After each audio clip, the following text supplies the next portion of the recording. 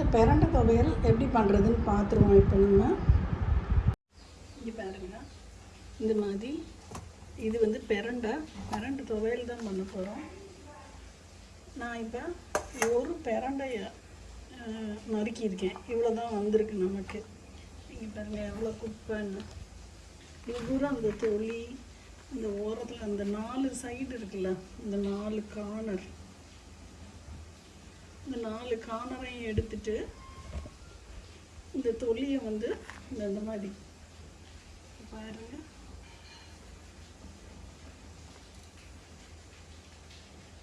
இப்படி எடுக்கணும்.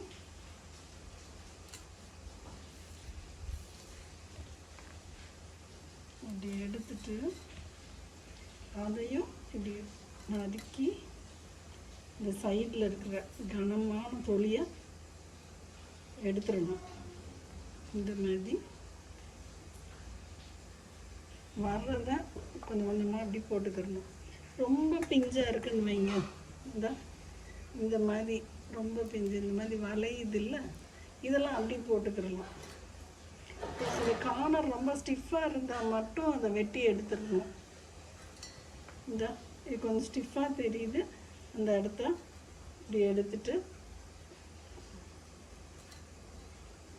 இப்படி போட்டுடலாம். இந்த மாதிரி நம்ம நறுக்கணும். இங்கே பாருங்கள், 3 கட்டுக்கு நமக்கு இவ்வளோ தான் நமக்கு பிரண்டை கிடச்சிருக்கு. இங்கே பாருங்கள் எவ்வளோ குப்பை நம்ம இது பண்ணியிருக்கோம். இது ஃபுல்லும் குப்பை கீழே போட்டுடலாம். இதை மட்டும் இப்போ கழுவிட்டு வந்துடுவோம்.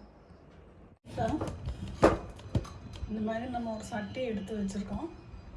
இதில் நம்ம கொஞ்சோண்டு எள்ளு ட்ரையாக வறுத்துக்கிடுவோம்.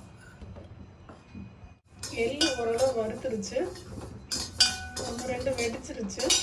நம்ம அடுப்பை ஆஃப் பண்ணிவிட்டு இந்த எல்லாம் ஒரு சின்ன தட்டில் கொட்டி வச்சுக்கலாம்.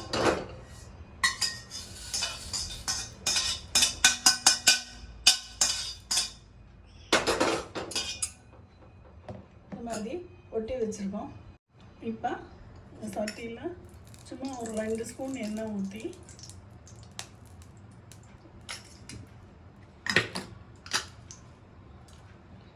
உளுந்து,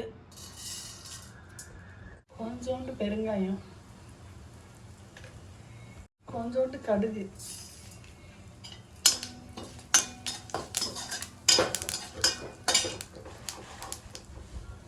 ஒரு 4, ஒரு 5, 9, 12, ஒரு 15 மிளகா வத்தல் நல்லா வறுத்துக்கலாம்.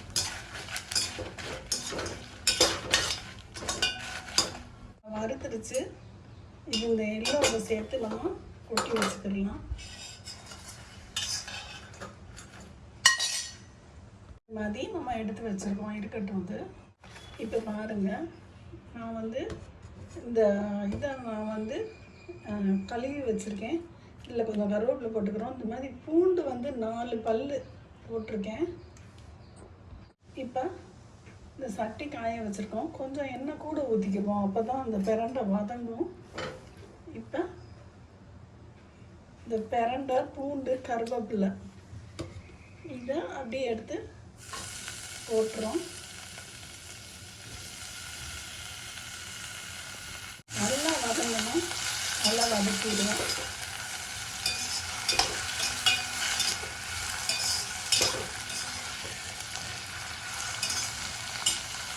இந்தளவு உப்பு போட்டுக்கலாம். இப்போ இது வந்து ஓரளவு வதங்கி இருக்கும். உங்களுக்கு தெரியுதா, முதல் இந்த பச்சை கலருக்கும் இப்போ இருக்க லைட் பச்சைக்கும். அதனால் இதில் இந்த அளவு நான் புளியை போட்டு ஆஃப் பண்ணியிருக்கேன். இதை அரைக்கணும்னா கொஞ்சம் ஆறணும் இல்லை, அதனால இந்த சட்டியிலே இது இருக்கட்டும். கொஞ்சம் நேரம் கழித்து நம்ம வந்து அரைச்சிக்கலாம். இப்போ இது நல்லா வதங்கிடுச்சு. இந்த பிரண்டையை நம்ம இந்த மிக்சியில் போட்டுக்கிடுவோம். இப்போ இந்த புளி, இந்த பூண்டு எல்லாம் சேர்த்து போட்டுக்கிடலாம். நம்ம இந்த 15 வத்தல் எடுத்து வச்சோம்ல, வறுத்து வச்சுருந்தோம்ல, அதையும் போட்டுக்கிடலாம். இந்த எள்ளு எல்லாத்தையும் போட்டுடலாம்.